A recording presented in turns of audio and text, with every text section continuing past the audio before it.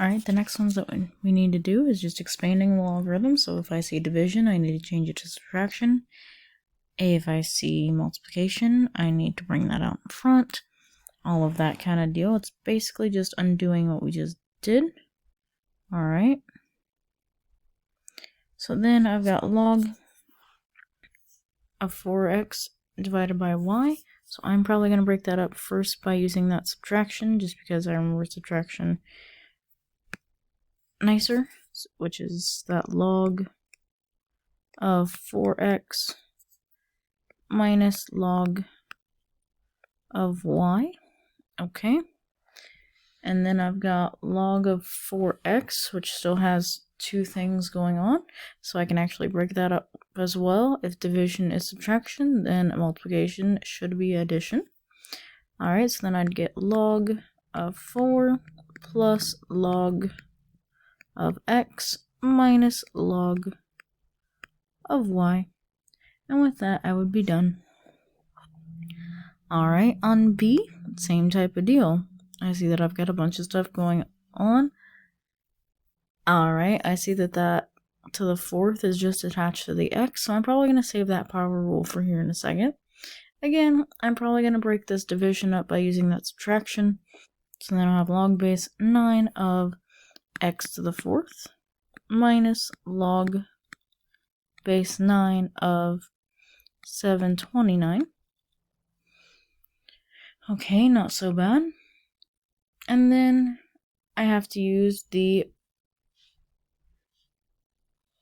power property, because I still have that exponent, which tells me that I'm going to have 4 times log base 9 of x minus, again, 9 to the what equals 729.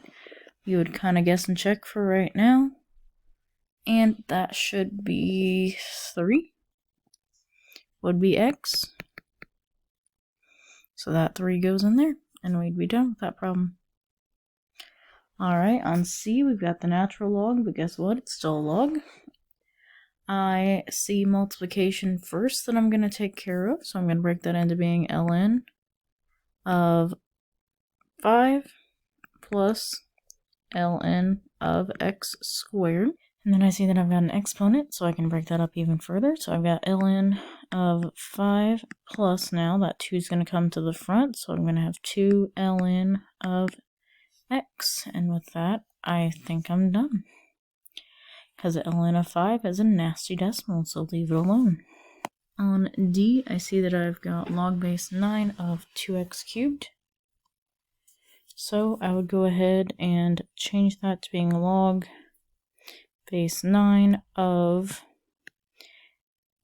2 cubed and then x cubed, distributing the exponent out, because that's what we do with power to a power.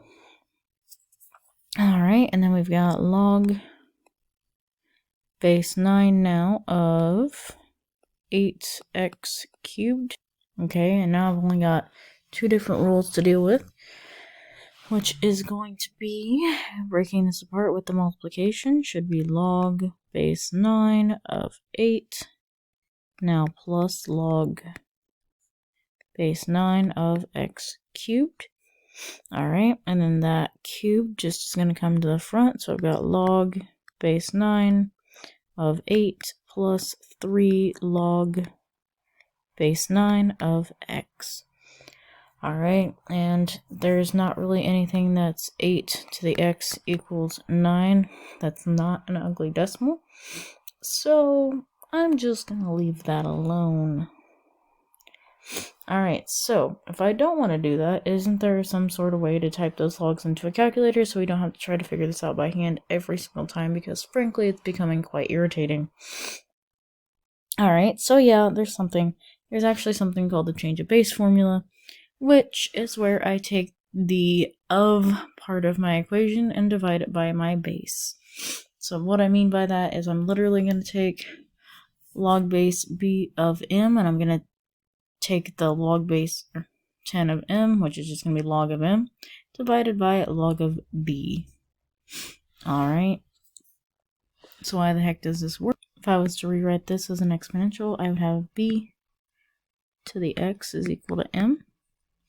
And then if I took the log of both sides, I would get log of b to the x is equal to log of m. And then using that power property of logarithms, that would bring my x to the front. So I've got x log of b is equal to log of m. And then solving for x, I would just have to divide off log of b. So then I would just end up with x is equal to log of m divided by log of b. And boom, there's that change of base formula. Alright, so now that we've seen why it works, let's actually try it in the next problem.